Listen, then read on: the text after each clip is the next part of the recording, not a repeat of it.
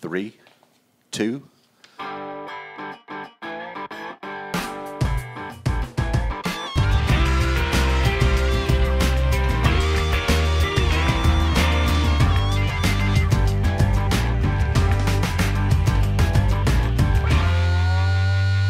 Welcome into the Angler's Influence in Southeastern Fly Wisdom of the Guides, Round 1. So Wisdom of the Guides was stolen actually from a book called Wisdom of the Guides, and it was used by John Jordan. And John is a guy that ran the Hendersonville Fly Fishers for many years. And I did steal it from John, but I did ask for his permission, and he did give it to me. A little bit about how that all went down with John was he would get a couple of guides together, and his meetings were like on a Thursday night once a month. When he would get the guides together, he would just get his group in a room, and he would just say, all right, start throwing your questions at the guides. And they would just pepper you with questions, which was interesting because you never really had an idea of where the questions were going to come from. You just kind of had to go off the cuff. This is a little different. So these questions have been asked by one or more of my clients, somebody on Facebook pinging me, or Instagram followers that ping me behind the scenes and messages, members of fly fishing clubs that I've either presented to or I'm a member of, and sometimes even people in fly shops around the country. These questions aren't necessarily unique to any one region. This is Southeastern Fly, and we do like to talk about the Southeast, so we're going to kind of go with that on this episode. I think everybody can learn something, and it'll be really interesting if you'll put your learning hats on and keep an open mind. I think there's some folks out there that probably think, you know what, I know pretty much about everything, and they'll critique our answers today.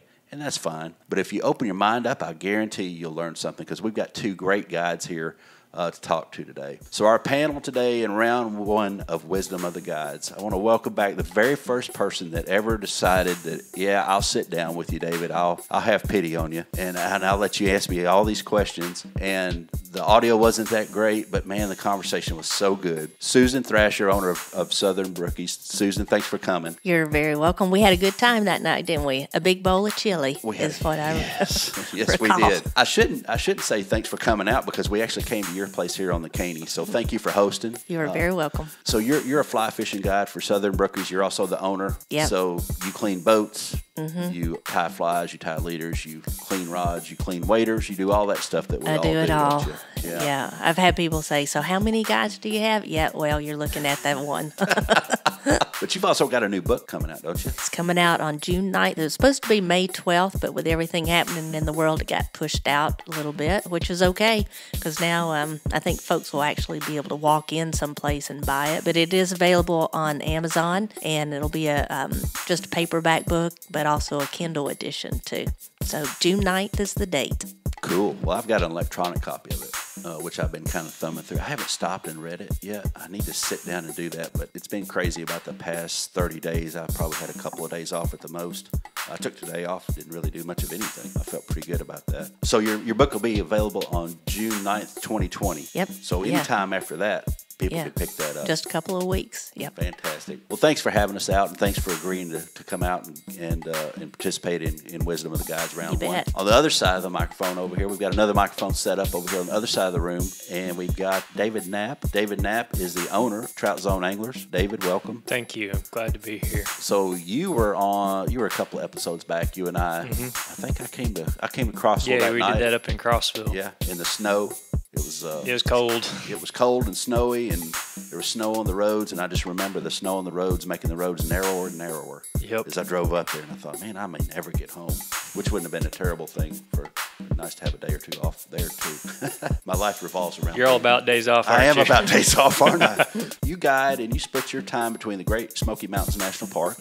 You're one of the go-to guides up there. You also guide on the Cumberland Plateau, and that's kind of your own little niche and your own little, I call it a secret. Yeah, that's one that I take people there, but I don't broadcast it real widely. So I need to be quiet. Is that what you're saying? Not too quiet, but... You also guide here on the Caney Fork. Yep. And you also guide on the Clinch. Yes. You have some drive time in there just like I do. Oh, yeah. And just like Susan does if she's down at the Elk, a little bit of drive time there. So welcome, both of you. Thank you for coming out. I think this is going to be really cool. This is the first one, so we're kind of stumbling away, or I'm kind of stumbling through some of this. So, all right, so our first question, I'm not going to say who these are from. I know who they're from, but I also know that they're a combination of the same question. So I really kind of had to reword the questions to fit what we're talking about and what the actual question behind the question sometimes is. So there's always a question, but a lot of times there's a question behind the question. And that's really kind of what we want to get to today.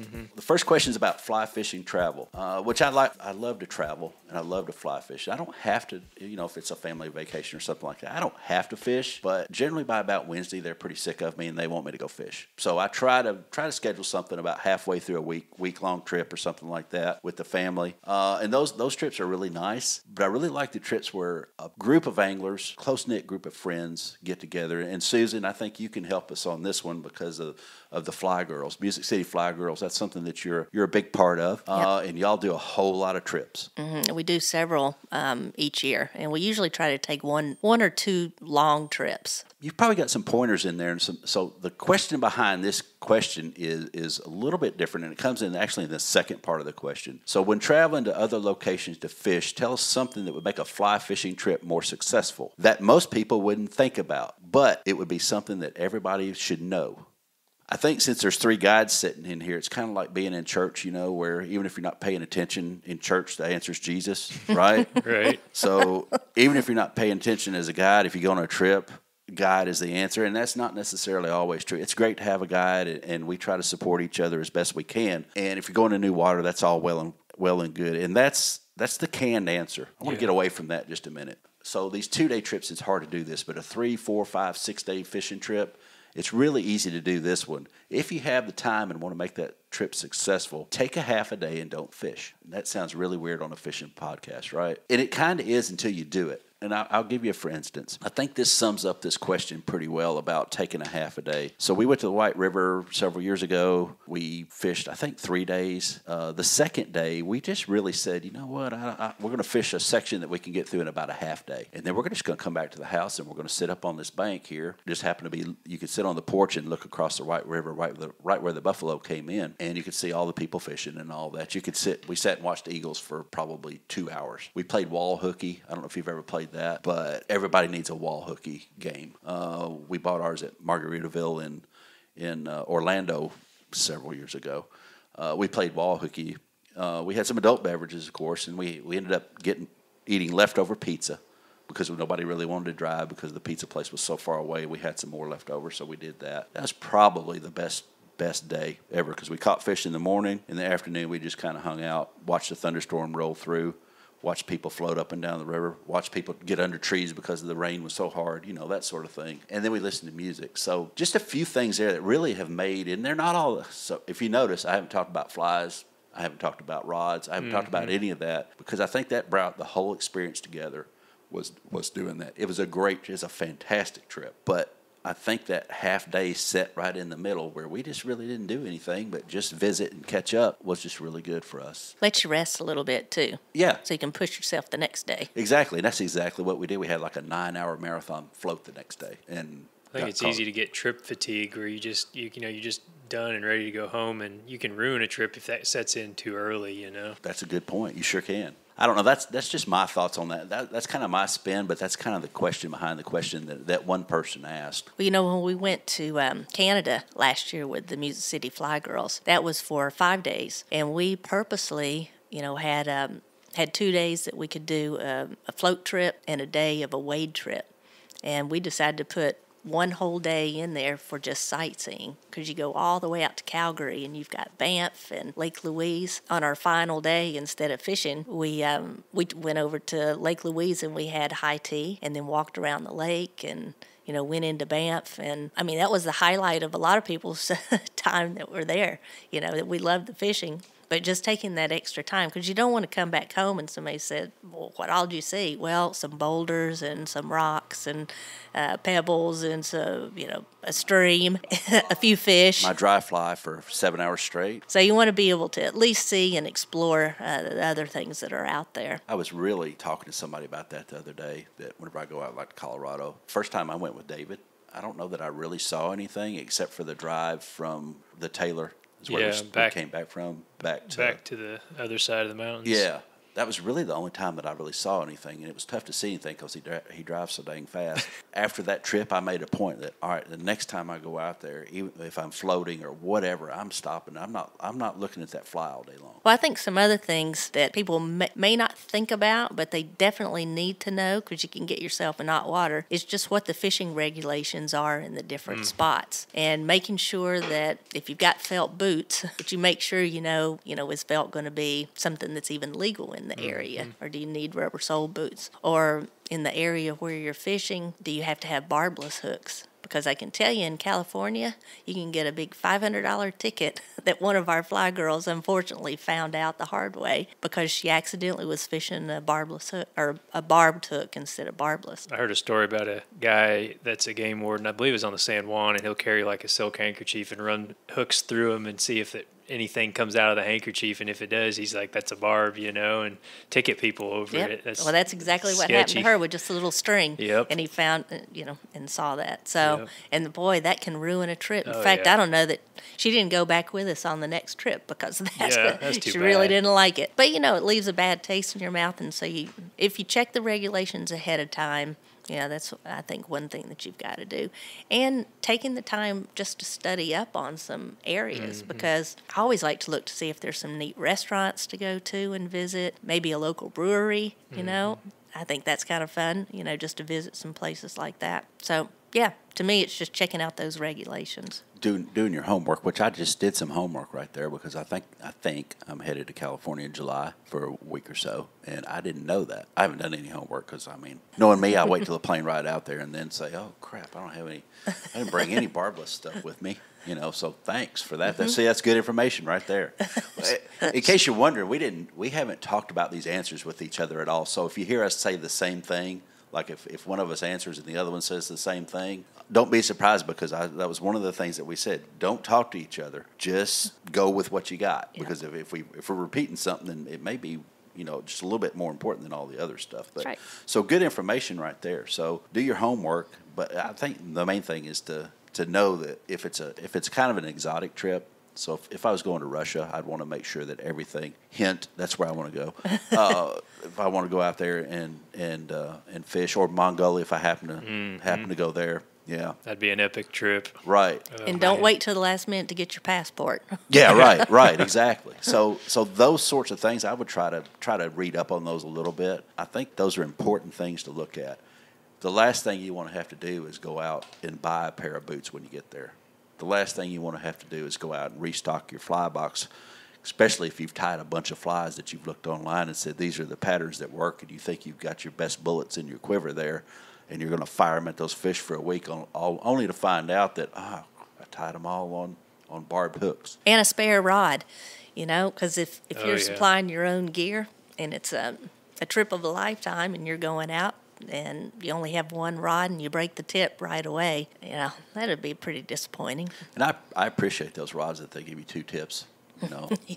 I do, but I'm also going to carry an extra just because I don't want to get out there and do that and be, well, now I've got to have a rod flown in, because I would have to next day air it in. There's be no way around it, I've had a lot of people tell me they've bought rods in places like West Yellowstone because they get there with one rod, they break it on their first day of the trip, and it's like, you got to do something to keep fishing, Yeah. And you may or may not be wanting to spend that kind of money when you just bought all your plane tickets and everything. Right. I think the place that we're going in California, I don't think there's a fly shop anywhere close enough for me to get in the car and drive to at a reasonable time, so I would have to order it in and have it flown in. I know me, I would next day air it in. Whether I had to fish the next day or not, I'd want to make sure, all right, it's got to be right. And I can track that package, so I feel better about it. Well, I tell you, one thing that we do, the Fly Girls, a lot of times, even though we have our own equipment and there's favorite rods that we like, sometimes just to make it a little bit easier, we'll talk with the guides and see what kind of equipment they're using, especially if we're doing all guided trips, not just on our own. And we just won't take our gear because, boy, it makes it so much nicer to not lug around, especially if the weather's nice and you can just get away with shorts and sandals, and you don't even have to worry about taking your waders. And always pack a rain jacket because you just never know. But a lot of times we just use the gear of that the guides have. I think that's wise. I do. And they usually have some pretty nice gear a lot of the times. Yeah, it doesn't hurt to ask either. You know, Yeah. what we're not bringing our equipment. You know, what kind of equipment do you have? And they may have something you've been wanting to try out anyway. That happens a lot. Have you ever had any guides be kind of funny, like not wanting you to use their equipment and suggesting that you bring your own pretty strongly, or are they pretty much all willing to do that? I've never had anybody say, no, I don't supply anything. Never have. Yeah. I've never said that. I've never said no. Right. I've always said, yeah, I'll bring 2 or 3 different types of rods, all of them about the same weight, so you can try one. Heck, there might be something that you want to go back home and buy. And if it's an experienced angler, I'll even ask, you know, have you ever tried a fiberglass or a bamboo? Would you like to try it? Are there any brands that you might like to check out? And if there's some that I have found that I really like, I'll even suggest to the client, I'm going to bring this because you really need to cast it and see what you think.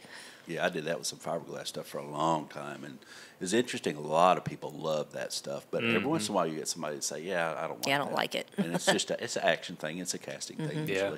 So let's move on there. I think we did a pretty good job on that one, y'all. I'm ready to travel. Are you too? Let's go book some trips. Yeah, for real. If we're going to travel, we're probably going to fish some dry droppers somewhere along the way if it's going to be nice in summer. So I think on this one, David and I will probably answer this one. But Susan, please chime in anytime that you think of something good to add. But also, if you want to try to stump David, this would be a good time to do that. So hopper droppers can be effective. So it's dry droppers was a question, but I got more questions on hopper droppers, and I think. And I'm going to go ahead and say I think, after talking with folks and really messaging back and forth, I think a lot of people are more comfortable with hopper droppers, but I think we can go both ways on this. I'm going to say hopper droppers can be an effective way to cover water, both on top and subsurface. So you're hitting them 2 different ways there just to see what's going to happen. Can you provide a tip to help anglers get a good presentation for both flies so both can be effective? And what that means is, if one's floating really good, like that hopper's floating really good, you think it's floating really good, that bottom fly, that dropper's not always doing what you think it should. I'll start with this one, and I'll start with fishing from a boat because everybody knows that I love fishing from a boat. And I'll start with the delivery. Try to think through your delivery before you cast. Try to keep the length of that hopper. So we all know hoppers are like if you look straight down on them, they're like a little bitty rectangle. Yep. The length is a little longer than the width. If you can keep that length going lengthways with the river, so length with the flow of the river, I try to keep its head upstream, floating backwards. If I'm floating in the boat, that way I know that dropper's getting a pretty good drift down there as I float along with the water, and that helps anglers too, you know, because they start thinking through that drift and they start looking at water and seeing, all right, what is that water doing? You know, what's the flow look like? Is it a riffle? Are there a couple current seams coming together here? How do I get it to float lengthways in there? It actually, I think in my mind, it helps people to focus when you give them that direction or that task, if you will. It gives them a little bit of direction there and kind of engages them a little bit, but not sideways. So floating sideways is okay, and there's some guy out there going, well, you know what? I float mine sideways every day, and today I caught a 24-inch fish. You don't know what you're talking about. I know you're out there. Okay, don't send me an email. I know I say this every time, but don't send me an email. Just open your mind up a little bit. Everything will work pretty much, but I'm just going by what we have more success on day in, day out. So not sideways. Try to keep it floating, you know, lengthways. Also, try to get your cast down to where you can drop that bottom fly in the river first. And we've all seen it where you bring the rod tip down too fast, and then that hopper or that dry will hit the water, and then that dropper will hit the water afterwards. So try to drop that dropper in there just a little bit earlier. And a lot of times that dry fly, that hopper will follow that bottom fly right into the water. If you're wading, it's a little bit different because I know that wading, you try to get a little bit of a different setup than in the boat. You don't have as long a drift. You can't get those long soaks like you can in a boat a lot of times. But still, try to drop it upstream lengthways. Now the head's probably going to be pointed down for a certain amount of time, but also you can lengthen up that leader or that tippet to that bottom fly because that fly normally isn't going to fall quite as quick if you're casting upstream, and you can keep it down. I mean, it falls still at a pretty good rate, but it's just a little bit slower if you watch it than casting it downstream and getting a good entry into the water. So I try to lengthen up the tippet just a little more. I'm not talking 20 feet here. I'm just talking a little bit more until I know it's ticking the bottom. And, there's a little bit of adjustment there that usually is going to go on. And you just try to keep getting those good drifts going. So add just a little more depth to that bottom fly. I think that's probably a tip that I could give. So that's 2 ways to fish it. One out of the boat, floating with the current. Again, getting that nice long soak. Waiting, you're kind of confined a little bit to your drift with a little bit of a switch up in there once the fly gets to you. So if you cast upstream, the head's headed downstream on the hopper.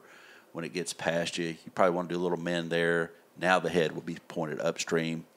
But you're also raising that bottom fly when you do that mend to make that switch right usually about where you're parallel. So that's just a couple of things that I thought about, whenever I was going through this with a couple of folks as I responded back and forth to them. It's funny, I have a love-hate relationship with hopper droppers, and I think that all kind of goes back to when I was fishing them in pretty heavy cover. And I guess a tip that I would have is when you're fishing hopper dropper, don't get as deep into cover as you would if you're fishing just a hopper or if you're fishing just a nymph, because I can still picture it just like it was yesterday. It was probably 7 years ago, but this big brown trout blowing up on my hopper and that dropper catching a piece of wood and busting them both off at the same time, And if I'd had just the hopper on there, I would have had a 20-some inch brown on a hopper. There's times that you got to get those nymphs into the wood. I mean, that's where the big fish are. And for me, if I'm fishing real heavy into cover, it's one or the other. I'm either fishing the nymph with an indicator, or I'm fishing the hopper. But when I'm fishing hopper dropper, I think the big reason I like to do it, we've all been there floating down the river, have a real bright fluorescent yellow indicator floating along with a midge under it or a nymph under it or something, and some big fish just comes up and destroys the indicator. And if you'd had a hook in that indicator, you would have had a really good fish. I fish them more in open water as a glorified strike indicator. And when I'm doing that, I kind of like the whole hopper copper dropper. I like to trail something really small behind my larger nymph and catch a lot of fish on that smaller fly, but I do have my hook in my indicator when something blows up on it, I guess kind of going a different direction than your standard pounding the banks, but I like fishing them right out in the middle. And it's amazed me over the years how many big fish I've had blow up on hoppers in the middle of a river on a day with no winds. There shouldn't be any hoppers flying around, falling in the water out there, but they hit them, Was it me and you that fished a hopper like in February one year? I think it was. We probably did. A pink hopper? Yeah. Yeah. I don't know if we caught it. I don't think we caught a thing on it, but I mean, it's just like take it out of the box and try it just for a little while. To see. I fish a ton of dry droppers in the park, and not so much hopper droppers as just parachute Adams and a little pheasant tail or whatever. And in that faster water, I actually go kind of the opposite direction from what you described, where you want the fly to enter the water and everything. And it sinks slower when you land that nymph upstream of the dry fly. But if the nymph is drifting downstream of the dry fly and you're fishing fast water, a fish can eat that nymph. The dry fly can drift 3 feet, 4 feet. True.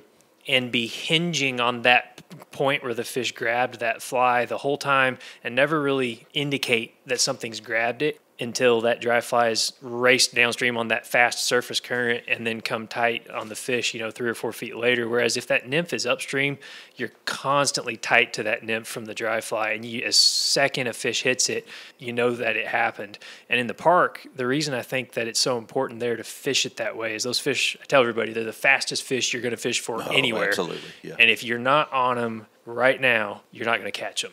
I think it's more important in a park scenario when that you're fishing that fast water to know that you're getting that fast hit instead of getting as clean of a drift and as deep of a sink with that nymph, which is, I agree with you. And, when you're on the Caney Fork or something, you want those flies in the water. You want them getting straight to the bottom as quickly as you can.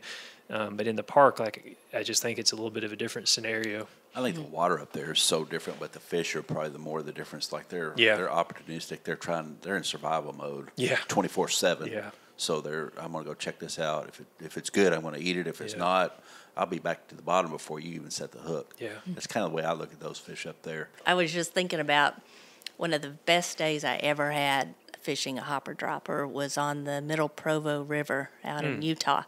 It was one of the first times I'd done it, and early in my career, and a fellow was had actually introduced me to that method. And I spent the day just walking upstream, looking at different boulders and smaller rocks and a little pocket water. And I had on a hopper, and about 6 to 8 inches below was a little WD-40, about a size 18, and throwing it up above the boulder. And then, because there's always a fish, typically, fishing it, sitting right in that little pocket cushiony area. And they'd either take the hopper as soon as it hit up there, or the little WD-40 would swing right around into that real soft little swirl area in front of the boulder. It was just almost every cast, they'd either take the hopper or they'd take the WD-40.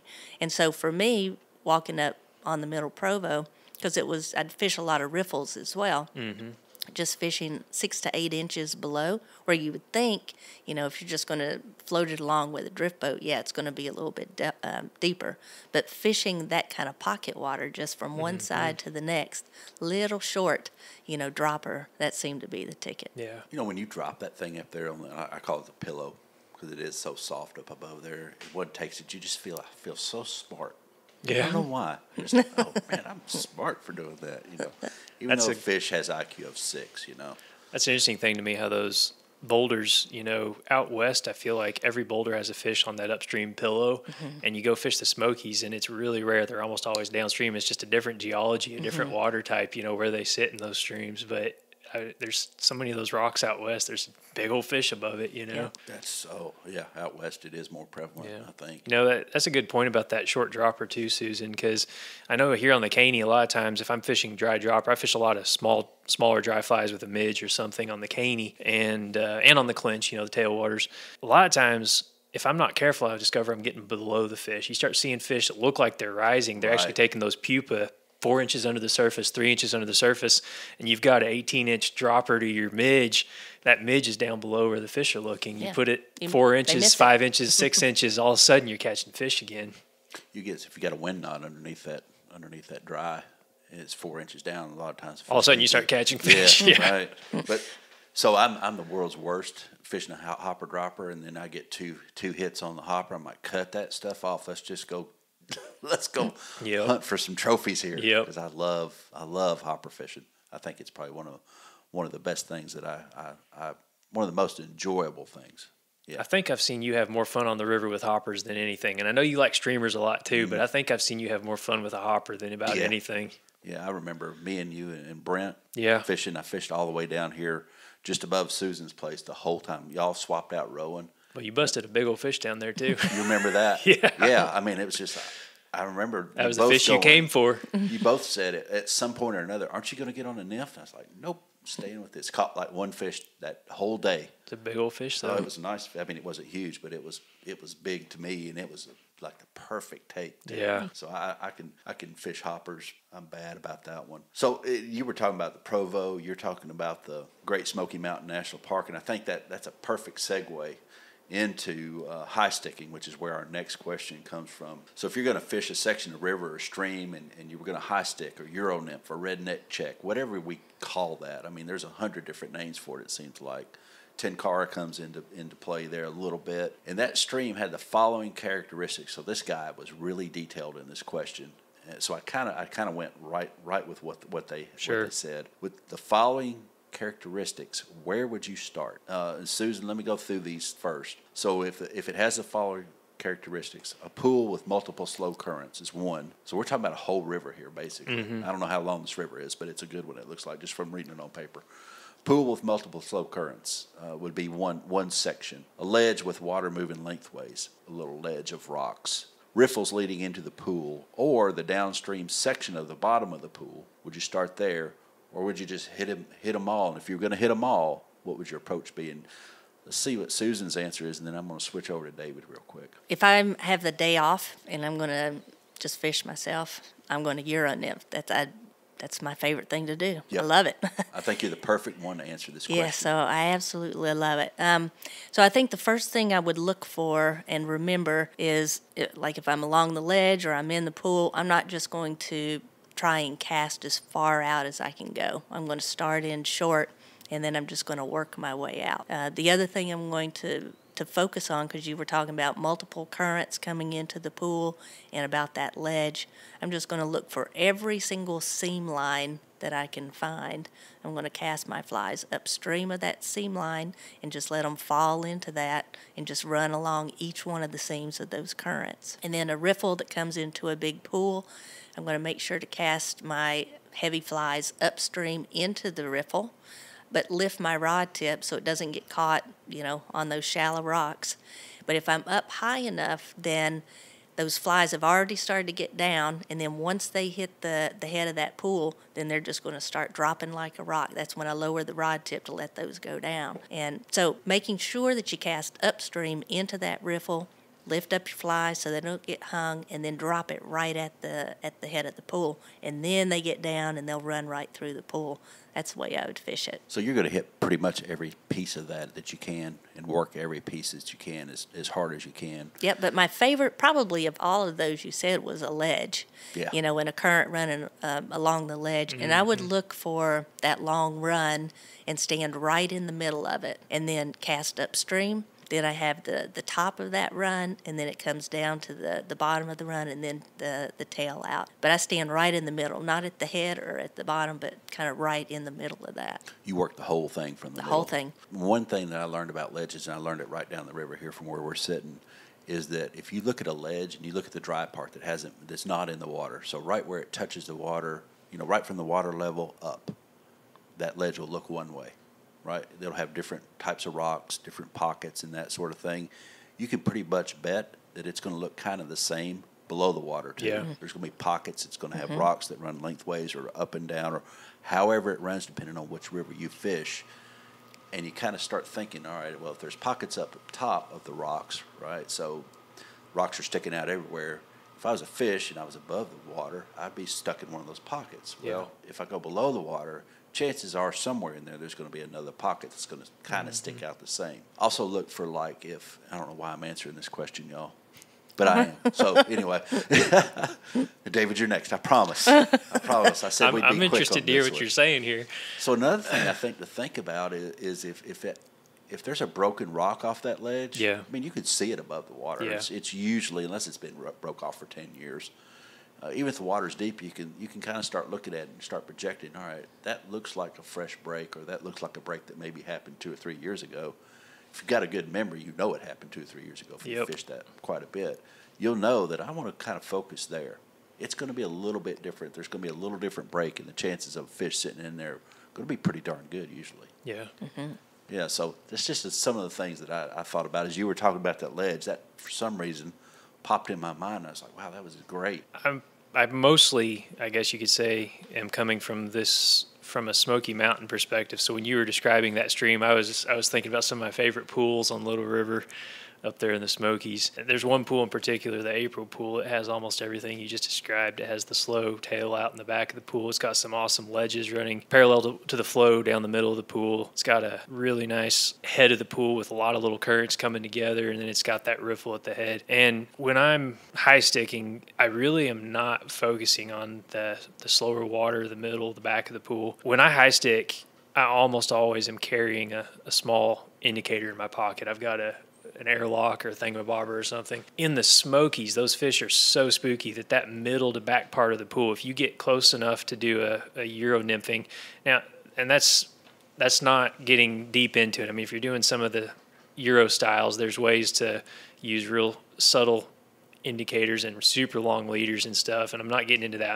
I'm just talking strictly what we'd call high sticking in the Smokies, kind of the traditional method. You can't get that close to where the fish are in that slower water. They'll be long gone if you try to get in there and high stick them. So I'm going to slap that indicator on there. I'm going to fish that whole back of the pool, but I'm not going to do it high sticking. But when I get about the middle to top third of the pool, I start getting into those ledges as soon as I can. I'm with Susan. It's about my favorite thing to do. If I get a chance to fish and I'm fishing where I can do it, I'm high sticking. No indicator, just tight line. Some people call it Euro nymphing, whatever you want to call it. I'm taking that indicator off, and I'm going to run it down those ledges first. And again, I'm kind of envisioning this one pool, so I don't know where they are in this hypothetical pool that we're talking about, but I'm going to run those flies down those ledges because almost always are going to hold fish. We all know that structure in the form of drop-offs is some of the fishiest water in any kind of trout stream, and those ledges are likely to hold big fish. Big browns like to tuck up under ledges and stuff. So I'm going to run those nymphs down those ledges. Then I'm going to move right up to the head of the pool, and I worked the head of the pool pretty hard where that riffle is coming in, and Susan described it perfectly. I can't give a better description than what she did as far as throwing those flies up in that riffle and letting them fall into the pool. I could envision her rod tip dropping as they came over that lip, and that's something that's kind of hard to master. It's kind of easy to explain to somebody what you're doing, but when you actually start trying to do it, so many people end up with too much slack, too little slack. I've had some people, they're dragging the fly about 2 inches under the surface and like, am I deep enough? No, we got to drop that rod tip, but once you master it and you start catching fish, it looks like magic because you're catching fish and people are like, how'd you know there's a fish there? Well, I felt him, or I saw the leader twitch, or whatever it is, and it looks like magic. You're just yanking fish out of water and people can't tell why you're setting the hook. And sometimes I remember the first time I set the hook and didn't know why I'd set the hook. And that happens sometimes. You set the hook and you're like, why did I do that? But something triggered your hook set mechanism subconsciously and there was a fish there. And when you're fishing that fast riffly water, it's going to happen. You're going to have fish, and you just like, where'd that fish come from? He was there, and I don't know why I'd hooked him, but I did. I think that comes from repetition of setting that hook in that instance, seeing that fly, that line, that leader, whatever it is that you happen to be looking at that time. Seeing that enough times that it does it consciously, you saw it, but you didn't think about it, but your subconscious kicks in and says, we're going to set the hook on that, because the last 18 times that we set the hook on that, we caught a fish. That's just getting out there and going and basically learning your craft and that sort of thing. One thing that I think is really important, again, specifically this is more geared towards the Smokies, but really anywhere you're fishing fast broken water, is so often I'll have people I'm fishing with that just kind of gently pull the flies out at the end of the drift, or they just kind of lift them out without really thinking about it, or they even cast them out. Give a hook set at the end of the drift every single time when you're high sticking. And there's a book by George Daniel, and I can't remember which of his nymphing books it is, but he talks about some of the guys in the professional competitive fly fishing circuit, and these guys, some of them literally will count 2 seconds or 3 seconds, and then they'll set the hook and then they'll cast again. That's the extent of their drifts, and they catch a lot of fish on those hook sets. They don't even know they're getting a bite, and if you set the hook at the end of every single drift when you're high sticking, your catch rate will go up significantly. One of the first things that I learned when I was trout fishing, and my buddy Jasper was his name, or is his name, Jasper said, when in doubt, set the hook. Yep. If you think something might be happening, set the hook. Better set the hook. You can always get another drift in there, but set that hook. Yep. And at the end of the drift is a great time to set the hook. Yeah. I think that's very valuable information. Remembering to do it sometimes is the thing, but once you get it in your... Once you form that habit, it's there, you're not going to forget it. Yeah, I got that bullet in my arsenal. Boom, I'm going to do it every time. And I've seen Susan, I've watched you before, you do the same thing. You do the same things over and over and over and over, and your catch rate is good, really good. And one day I watched you, and I was almost to the point where she's going to do this, and she's going to catch a fish, boom, right there. Yep. I mean, it was almost like clockwork. Muscle memory. Yeah. Excellent. I always tell people you got to get out there and fish because you got to build that muscle memory. There's no way to get good other than to build the muscle memory. That's right. Another reason to go out. Yeah, good excuse to go out. Yeah, right. And you want to be good at it, right? I tell clients, go home and tell your wife that your guide told you to fish more so that you get better. Like, do you need a note for that? Yeah, right. A guide note. That's high sticking. That was good information right there. High sticking with nymphs and that sort of thing. Redneck check is something that I picked up from Ollie up in North Carolina. That's what they call it up there, and I thought that was a pretty cool little term. That's awesome. I like Probably that. Fits me better than anything. But if you're fishing dry flies, and David, we're going to start with you, and we're going to end with Susan on this one. If you see a nice hatch, and I've got my theory on it, and this is what I do, and sometimes it works. A lot of times it works, but sometimes it doesn't, and I'll flip to something else. Mm-hmm. Both of my answers are in these four, and I'll give the answers, and then y'all can answer. Either pick one of the answers that are provided there, or you can go off on your own and really get in depth of what you might do. But if you see a nice hatch, which is what we all kind of live for. I mean, before we hit record, our conversation was about the hatch, right? Yeah, it was. Right? It was the caddis hatch that's going off. Yep. Or the sulfur hatch that's going off. I love to watch the birds eat the sulfurs when they come off, too. I think that's probably one of the coolest things I get to see on the river. But if you see a nice hatch of your favorite bug coming off or dying, so we're talking either hatching or spent, one of the two. I know we kind of use those terms interchangeably. and you've got an exact pattern of what's going on there, but that exact pattern isn't working, which of the following would you try first and why? So would you stay with that same pattern because the pattern is correct, but you'd go bigger in size? Would you stay with that same pattern but go smaller in size? Would you abandon the pattern altogether and throw a kernel of green giant whole kernel corn and try to get the perfect drift? Or would you abandon the pattern altogether and throw a big terrestrial or a streamer pattern and try some shock and awe? Man, that's a tough one without seeing a specific scenario, because I've seen so many versions of that. But I guess the easy answer from what you have on your list is I'm more likely to downsize the pattern than anything of those answers. Outside of those answers, I'm also pretty likely to downsize my tippet. I think a lot of time you're getting micro drag, you don't realize it, and if you downsize the tippet, it gives you just a little bit less drag, and sometimes that can make a difference. I think for me, though, I want to see if I'm getting any reaction at all. If I'm getting fish that are refusing my fly, then I'm downsizing the fly or I'm downsizing the tippet, one of those two things. If I'm not getting even refusals, which I've experienced sometimes, this is going to sound kind of funny, but I'll put my face down to the water. And the reason I say that, I was on the Hiwassee. This was, 10 or 15 years ago probably. I was on the Hiwassee, and there was this really nice hatch coming off, and was catching a ton of fish. And I got down on this pool, and the fish were just lined up in this bubble line. I mean, there was probably 100 fish boiling within easy casting range, and that doesn't even count farther casts. And none of those fish would look at the fly that I had been just slaying them on just a few yards upstream from there. And I was like, well, that's kind of strange. Why aren't they taking my fly? So I put my face down to the river, and there's a bunch of 14 and 16s floating down the river that I thought I was matching. And when I put my face to the river, there's a bunch of like 20, 22 blue-winged olives. And that's what all the fish were eating in that particular hole, every single fish. And so in that case, it turned out to downsize the pattern, but kind of change the pattern a little bit too. I wouldn't have known that without putting my face down to the water. And sometimes you got to kind of get an angle looking out across the water to see the little dark specks. And sometimes you got to just get down, get your eyes 6 inches from the water and stare at it. I've found a lot of times when I've got a hatch that I'm not getting a response, it's because it's a complex hatch. There's actually multiple bugs on the water, and they're eating something other than what I think they're eating. And you're seeing the big ones fly, and your brain kicks in. You're just and goes, assuming, that's it's what got to it be is. those big old pretty bugs over there. That's what I'd be eating. Yeah. Yeah. Maybe they don't taste as good as the little bitty ones. Yeah. That's a neat thought, though, about getting that close to the water and just seeing what's going on. I just love trout streams, and I think just the more you can interact with the stream itself and what lives in the stream, the fuller the experience is, Well, you said going down a size, and I guess I've just always looked at it, if it's not working, I go up a size. Because I think, if you can eat a Crystal or a Big Mac, you're going to, I don't know. Yeah. I mean, I love Crystals, but I love Big Macs too. Yeah. So I just, I go with the bigger size. But for me, personally, I don't fish a lot of dry flies. I love nymphing. But if I am having trouble with the hatch, what I'll end up doing is putting on a soft tackle. Because I think 9 times out of 10, we might see what we think is coming up as a splashy take.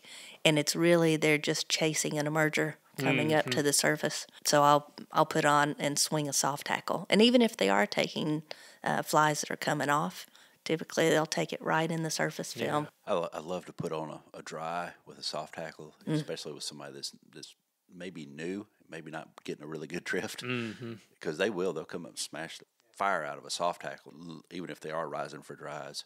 They'll still come up and eat that soft tackle. And I think that's important. You want your person to experience a good day if you can get them to do that. Sure. That's just one little trick that helps. And I think I learned that on the elk with a guy that was he was smashing them. Man, he was catching a bunch of fish. His wife happened to be there watching him. I ambled up to him or her, and I said, "Wow, he's really catching a lot of fish. What's he using?" Like I thought she might know. She said, "I don't know. Why don't you go down there and ask him?" So I did, and he's like, "Yeah, I'm just got a dry here, getting a good drift, and then at the end, I'm getting a lot of them on that soft tackle as it swings up." Yeah. The other thing, too, a lot of times if you do have to go down in size, let's say you had to go down to that tiny little blue-wing olive, because it seems like we fish so much, we pretty much have our eyes trained that we can see the tiniest of things float on the surface. Yeah. But with clients that aren't so much used to being able to do that, I found if you take something that's if you're having to fish something tiny, if you take a really large fly that you can see easily and then tie that tiny fly off as the dropper, you at least have a point of reference of seeing that large fly. Then you can, even the tiniest, size 30, you can see, believe it or not, that dry fly because you've got something that you can zero in on. I do that in the Smokies a lot, especially early in the season when you get little small blue quills or something. People can't see an 18 out there by itself, and then you put a number 12 quill Gordon and put the blue quill behind it, and all of a sudden they're catching a bunch of fish on blue quills because they can see where the fly is at. That's a great tip. I think pointing the rod at the fly a lot of times helps if you're fishing. I fish way more out of a boat than anything on flatter water, but I tell them it doesn't matter what you're fishing, just try to get the rod pointed somewhere in the vicinity where that fly is, because sure enough, you're going to be like me. I'm going to look around and hear something, a bird or something, and turn around and look at it for 20, 30 seconds and look back. And where's my fly? Yeah, exactly. So point That's the a good rod point. in that general direction and usually helps me out anyway. Something else I think is important to study the fish. There's times that, I've fished a pool in the Smokies, and the tail of the pool, they're eating one bug, the middle of the pool, they're eating another, and the head of the pool, they're eating a third bug. And sometimes you guys just sit there and watch the fish rise. And that's another thing. I think we get real anxious and we rush to catch fish, where we'll catch more if we just slow down and watch. And you just watch for a minute, and all of a sudden you're like, oh, those fish over there eating those real big yellow bugs, and those fish over there eating something real small. I can't tell what it is, but it's small and it's not big and yellow, and all of a sudden you start to realize you got to change flies for each fish sometimes, and that's not real often that happens, but you get out to some of the fabled water out west where they get the big hatches and stuff, you got to do that. I think just being aware that can happen. Yeah, just know its possibility is important, like why is this fish not eating the same yellow stimulator I've caught the last 20 fish on? Well, he's not eating yellow stoneflies, Yeah, he's not eating Big Mac. He is tuned in on the crystals. Yeah, he likes those crystals. With cheese. With cheese, yeah. Wow, we've talked about a lot of things here, I think these are really good answers they're not super complex questions, but I think so already I'm like generating thoughts of where I'm going to use what, the ideas I'm going to steal, and the ones I'm going to take full credit for.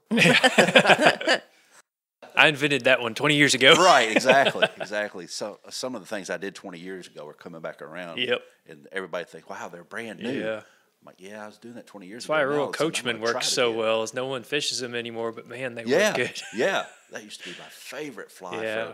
For Royal 6 Wolf or 8 or months. Royal Coachman. Oh, I love those flies. Yeah, I couldn't go in a fly shop without buying one. Yeah, they're so pretty. Yeah. So let's move on and talk about streamers here just a minute. So we're going to try to start wrapping this thing up a little bit. We're going to break this question because this came from a lot of different people. Kind of asked different streamer questions. Thought, well, if I try to bring it all into one question for each of us, it might be a little difficult, so we're going to break it up. We're going to ask Susan to talk about patterns. We're going to ask David to talk about fishing structure, and I'm going to follow up at the end with presentations. But the question is, what's the most important thing to remember when fishing streamer patterns for trout? And we're going to focus on tailwaters now. So I think we'll start with Susan and talk about pattern selection. Well, I think the most important thing for me for a pattern is I have to have confidence in it. And so if I've caught a lot of fish on a certain pattern, that's what I'm going to go to.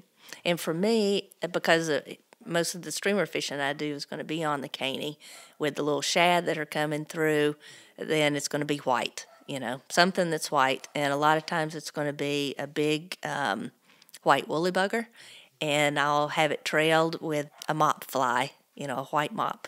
I think what happens when I'm swinging that through or start to strip it, it looks like one fish chasing another minnow, and that just gets the attention, and next thing you know, you got a big old brown on the other end. And so to me, most important, fish something that you've got some confidence in, because you're always going to go back to, you can switch it off, but you're always going to come back to your confidence fly. And just don't be scared to fish a tandem streamer. A lot of people won't fish them in tandem, but I really like to do that. I think the tandem thing that can be taken to extremes. Yeah. We're talking a number of streamers on a fly rod. One last tip. If you think about fishing a guacamole stick bug, usually they're just little small, just small streamers, maybe a size 10 or a 12. I've been tying up some really large guacamole stick bugs in sizes 4s and 2s. That's awesome. And boy, do they work. That's so awesome. that's something just to think about too.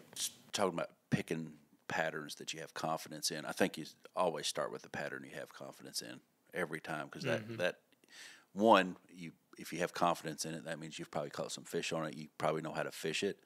But if you can get off on the right foot that day, your confidence grows even more, and that's a good way to do it.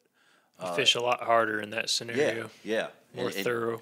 Yeah, and you're, I know that we always say that, it's not about the fish, it's not about the fish. Well, if you go home skunked, you're going to learn something, but you're probably not going to have quite as good of a day as what you could have, even if you've caught 1, 2, or 22.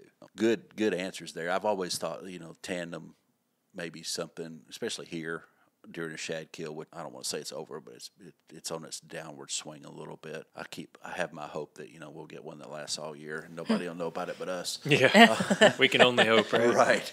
But as you go through the shad kill, sometimes it's good, or whatever it is, and we'll talk about presentations and that sort of thing in a minute. But color is good, and I think that white fly to imitate the shad, and then a yellow fly to imitate the little bitty brown trout that's going after that shad will trigger a big rainbow sometimes and a big brown sometimes. Isn't that what you tell people? Fish any color, it's just got to be white or yellow. Yep, exactly. That's exactly right. Yeah, especially sometimes it's just fish any color, just bring white. Yeah. So, yeah, good information right there. And I don't think it all circles around the shad kill, but the pattern selection that you have confidence in is critical. Yeah. So if I'm going to take that pattern that I had some confidence in, and I'm going to fish structure, David, can you kind of walk us through maybe some of the structures and how to fish it and that sort of thing? Yeah, so I guess I'll think about the caney in particular. So on the caney, I'd say our primary structures are woody structure on the banks. You get a lot of down trees and logs and stumps and those sorts of things. You get a lot of gravel bars, and those almost always transition into some form of a drop-off. And I think one thing that's really important with the gravel bars to remember is subtle drop-offs will often hold as good and sometimes as many or more fish than hard drop-offs will. It's real easy to see, when the water gets low, there's a big drop-off over there. When I come back on high water, I'm going to fish that. A lot of times those real hard drops don't hold as many fish, and I'm not sure if they're they got stronger flows, it's not as good at holding water or what, but sometimes just the most subtle gravel drop-offs right in the middle of the river will hold just as good a fish, at least here on the caney. Going back to woody structure and bank structure, I guess, I think there's days that all the fish are on the banks, and then there's some days where it's like there's not a single fish on the bank, and I think a lot of that's when you get rid of those big flows, you get 2 generators or more, and it just really pushes those fish into some pretty specialized spots on the river. With those bankside logs, one thing that I think so important is looking for those little soft pockets along the banks where the fish can rest a little bit, but they're still looking in that fast water, looking for food coming by, and if you can dial in where those pockets are and you hit those pockets effectively. One problem I see a lot when I'm guiding somebody on the boat is I'll point, see that soft spot over there, and they'll throw to it and they'll fall 5 feet short, 6 feet short, and they won't catch any fish. They won't catch any fish. And then, all of a sudden they'll just get one right in that soft pocket, and all of a sudden here comes a hot fish chasing out. And fish are going to move on that big water only if they think that calorie exchange is worth it, because they're going to expend a lot of energy to come off those banks on that bigger water.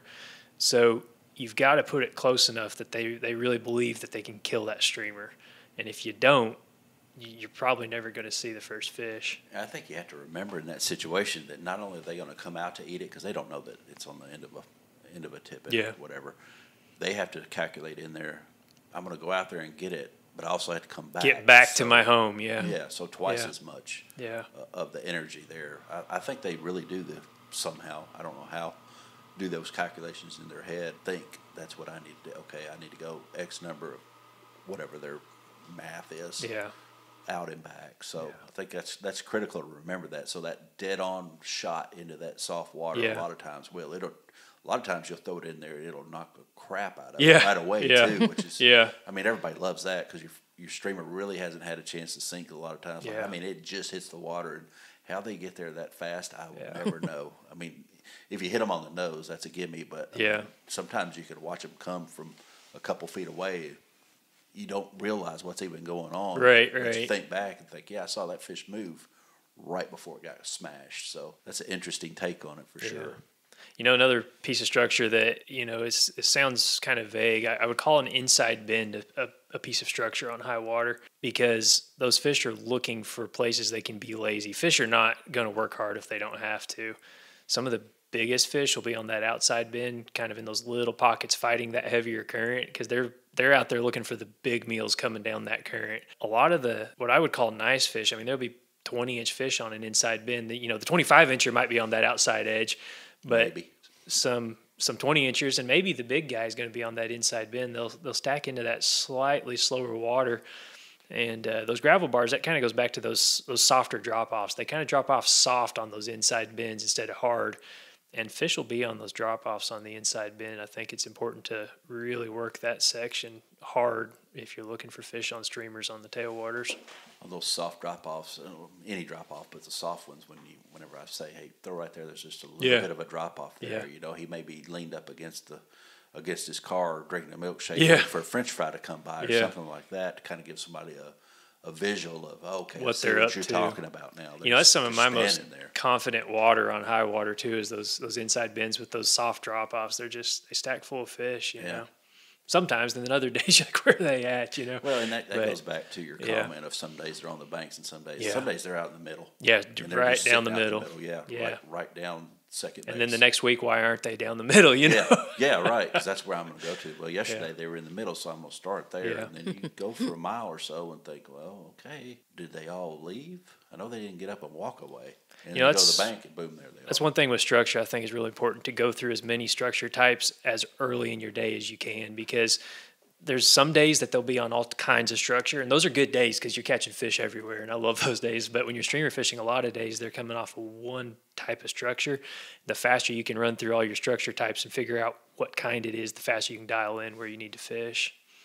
I will go back to your comment on one or two generators. So one generator, and you were talking specifically about the Caney, one generator is about 3,500 to 4,000 CFS, but two is about normally going to be about 8. Yeah. Because they tend to bump it up a little bit. Mm-hmm. So just to give the listener an idea out there of what type of CFS we're talking about. And then the width of the river, of course, plays into that. And this river is wide in some places and narrow in some places. Mm-hmm. So it can be the width of a football field, and it can be more than the width of a football field. I don't think it gets really, a couple places is a little, maybe between the hash marks. Yeah. But somewhere in that, 8,000 CFS is a lot. It's a lot of water. Yeah, and I've been on it in 17,000, and it's a lot of water. Right, and it's not fun. I mean, it's not a fun ride. It's a scary day. It's a boat ride. It's really all it is. And I'm not advocating to get out there on that type of water. I'm just saying that just to give somebody an idea of, somebody that may be down in Georgia or over in North Carolina listening to this thinking, well, I wonder what type of water the Caney is. Save them a little bit of research. And just let them know that that's what we're really talking about. Yeah. A lot of gravel bars around Middle Tennessee, more so than like East Tennessee, like the Clinch and that sort of thing. There's bigger Clinch, you rocks. Get those big ledges and stuff instead of the gravel bars. You get those big pocket ledges too. Like there'll be a ledge all the way around what looks like a bomb crater. So just to give the listener a little bit of an idea of what we're talking about there. So I guess it's my turn to talk about presentations. I'm big on, I always end up with a presentation question. I had to be careful not to steal your thunder. It's hard not to talk about presentation with structure. I don't have any thunder. I think this kind of goes back to what Susan was saying. It goes back to pattern selection. One of the things that I want to look at and see is what's swimming in there. What's swimming in whatever body of water you're talking about. Are there sculpins? Hint, there are some sculpins. Yeah. Big shad. Hint, there was a shad killed not too long ago. Are they big? If they're big, what are they doing? If they're small, what are they doing? Because they're not all doing the same thing. And I learned that recently as I really sat and watched the shad kill go off, and I was right in the middle of it, and it was a great thing. I saw some swimming. So the bigger ones were a little bit further under the water than the small ones. Smaller ones were floating up top. If you look about 2 feet in, there was these bigger ones down that were about as long as your hand. They were dead too, and they were floating, a couple feet under the water, I thought, see any of those big ones on top? And man, the browns were murdering those big ones too. They were like, okay, there's me some. This goes back to what David was talking about, expending that energy. They were thinking, if I'm coming off the bottom, I'm going to stop at the big one. If I miss it, then I'm going to go to the little one. As those shad come through, are they totally alive? Are they almost dead? Are they in the middle of dying? Are they just kind of swimming along? Because I've seen them come through there and be virtually unscathed until a big brown or a big rainbow gets after him, and then it's kind of over there. So different water levels in the water column, that's kind of what I'm looking for, their top or surface. Lower in the water column, I think that's important, as far down as you can see. So if the water's clear, I think that's very important to be able to see what's going on right underneath it. Because a lot of times you'll think they're hitting that little shad on top. And I watched this just the other day, not too long ago. I say just the other day like it was last week, but it wasn't. It was a little longer than that. But it's burned in my memory. The water was clear enough to where I saw that brown come off the bottom. I'm talking specifically about the first one that I noticed. It came off the bottom. I saw it. I didn't see it come off the bottom, but I saw it come up. It went after the big shad, and when it got to it, I saw him open his mouth because I saw the white come open. And it's almost to it, and he just pushed the shad. When the shad got pushed, this was a dead one, it pushed all the way to the surface, and he came up and pushed it some more down the river, maybe a foot or two, before he ever got it in his mouth. So he pushed that dead one from 2 foot below up onto the top, and then had to chase it a little more. It looked like this big, huge bomb going off, but it really wasn't. It was like in segments, like comes off the bottom, pushes it. He was trying to eat it, and I don't know that he missed. You know, I don't. Sounds like stripers pushing shad to the surface to kill him. You know, it does. But interestingly, this is a shad that was already dead. Yeah, I mean, that's very intriguing. That's all he was doing. He was done. If he was a bug, he would have been spent. Yeah. But I thought that was interesting. So that made me start looking at all around me. You know, now I'm not looking. Usually, I'm looking for those ones on top, thinking we're going to hit that dry. And we were catching them on the floating patterns, but as I started looking at them, I was like, okay, that's one presentation was that floating dry. But then I said, all right, bring that in here. Let me tie something a little bigger down, and we caught some on that too. So really goes back to watching, and this even goes back to the earlier conversations in this episode. Figure out what they're doing, because bugs aren't that much different than shad or the sculpins. You know, you got to try to watch and try to figure out, you know, what are they doing? And you're not always going to be able to crack that code. I understand that, but observation is key.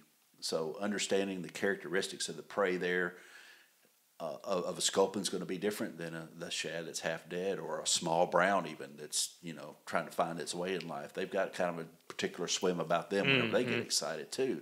So those observations are critical. You know, should you be fishing a floating line or sinking line? I love fishing sinking lines because they're so easy. I mean, they do all the work for you. I mean, they load the rod, they unload the rod, they do everything. And you can cast them, you know, long ways, and you look like a hero and all that. But sometimes that's not the answer. We like to think it's the answer because, you know, people have trained us to think that, you know, bang those banks and blah, blah, blah. And I've preached that before, but now I'm starting to come back around to where this goes back to what I was saying earlier.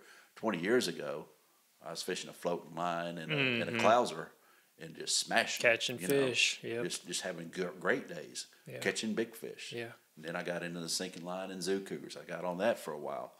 Now I'm thinking, for the past several years, I've been saying, what's that prey doing? It starts with what are the fish doing for me, and then I start dialing myself in. It's so much fun to watch a fish do something, but they're doing something for a reason, because they're in survival mode. They're trying to get that Big Mac, or trying to get that Crystal, or leaning up against their car, you know, drinking a milkshake, waiting for a French fry to come by.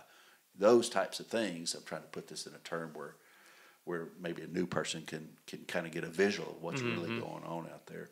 So your presentation is important. Fast retrieves versus slow retrieves. I've kind of slowed my retrieve down a lot too in the past years. And let the fly do the darting, and let the fly do the bouncing up and down and all that. Speed, I think, is critical. Not getting hung on the bottom is critical. So too slow is obviously too slow. Yeah. But too fast is too fast, and neither one of them is really good. It's somewhere in between there, getting that fly in the right spot in the water. Any final thoughts on streamers from either one of y'all? Some of my favorite days were fishing with you guys on high water, and we've done that for a few years. And, you know, because we don't have the time off except maybe in the winter time, and that's when the three of us can get in a boat together and actually fish. And I'll say I learned 2 things from you guys. I mean, we all learn from each other, but I know 2 things specifically. One thing I learned from you, David Knapp, is that as you're bringing your fly into the boat. Instead of just picking it up and casting it again, I do a big swing around the boat and just let that fly swim before picking it up and casting it again. And I've caught so many fish right at the boat just by swinging it right around, just nice and slow. And then the other thing I learned from you, David Perry, is on my hook set. I remember when we first started fishing those big streamers, I was just setting my hook just like, I was nymph fishing. And then, you told me the first time, don't set it like that, do a strip set. And then that made all the difference in the world on my fish catching abilities. But some people don't even know I didn't, about the strip set. And that made all the difference. Just continue as you're stripping. You feel that tug, you just continue stripping instead of lifting that rod tip. That makes a big difference. So. I've really started tuning people into that. Don't lift the rod tip, which is impossible to do. Let's go ahead and do it right that's now. tough. That's impossible. That's You've trained tough. all your life to set the hook by raising up every fishing show that you've ever watched. Their bass fish or anything like that. They're just the bass fishermen. I mean, they'll turn the boat over practically to set the hook on a 2-pound bass. But I've really started preaching. Just keep stripping. Whenever that fish makes it, whenever he eats, you're going to feel it. Just try to keep going the same speed because he's going to make his turn or she's going to make her turn. Yeah. And once that happens, you won't have to do anything. Yeah. And I taught a young man now. I call him a kid because I'm a little older, but I taught him to streamer fish. He never fly fished before he fished with me last year. And then he came back this year and we went fishing for white bass. So this year we're fishing streamers on sinking lines. And he was all, freaked out about it at first. And I told him just let the rod. I mean, it's a $600 rod. Make it work. Yeah. Don't try to overpower it because you paid a lot of money for it. So make it do what it's supposed to do. So once we got into that, then I said, just when you feel something on there, resist the urge to set the hook. Just keep on stripping. And man, whenever he got that down, whenever he could keep himself stripping, it was like a light bulb came on. And then I said at the end of the trip, now, when we nip fish again, all that goes out the window. Yeah, right. right. You're going to have to switch back over. That's right. But if you go to salt water, that technique Better still strip works. set, yeah. And I mean, saltwater guys are like, quit that trout set. Yeah. Well, hey, dude. You know what? 70% of your business is a bunch of trout guys. They're good at trout Yeah, set, that's so true. Take a dose of shut the heck up, right? So but trying to get that down, I think practice is one thing that helps with that. Yeah.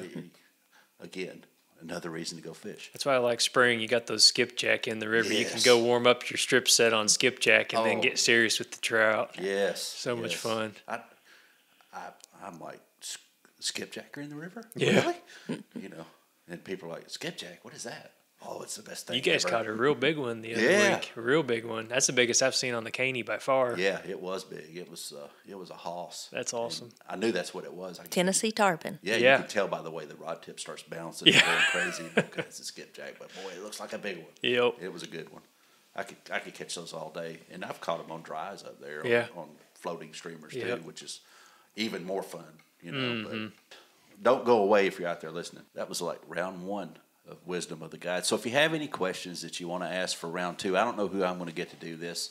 You two are always welcome back, and you may be a guest guide into a guide panel from time to time. So again, it always goes back to our schedules, and I understand that. And I appreciate Susan. First of all, thank you for letting us come out here. And absolutely. David, thank Loved you it.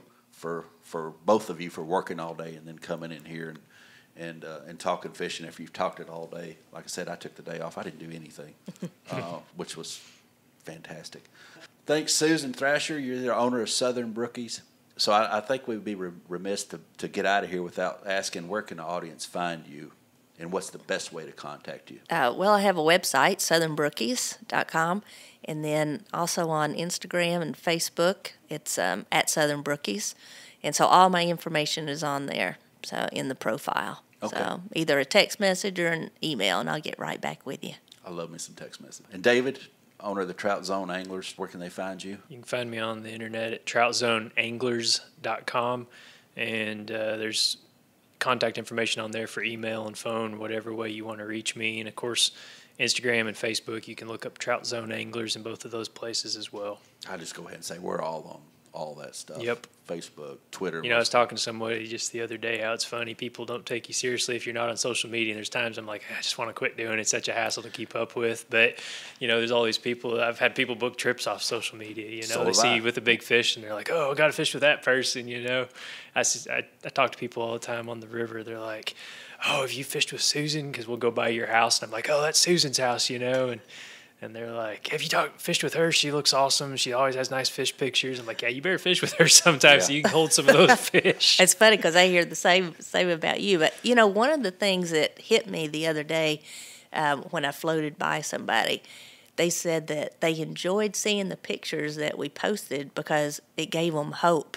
That's cool. That there are fish out there. So it's not like they were feeling like deflated or, oh man, I wish I had caught that. It was more like, I can because I know they're out here. That's awesome. I don't really think we're doing anything different, anything special. I think maybe we're tuned in sometimes, not every day. Yeah. Not every minute of every day. Sure. I have my skunk days. I think everybody has those days where you're like, oh man, I didn't catch hardly anything today. Mm-hmm. And people still seem to be, I've had people not catch much at all and come back and have a fantastic day. Something that we all hope for, that day where you get up in the morning like, wow, I hope this is going to be a really good day, and it would mirror that hope. Yeah. So, everybody's got their days where it's just tougher. That's just all there is. I'll tell you one thing, if you hung around, I want to say this. It's interesting that we can get together in a room, and we text quite a bit, back and forth whenever.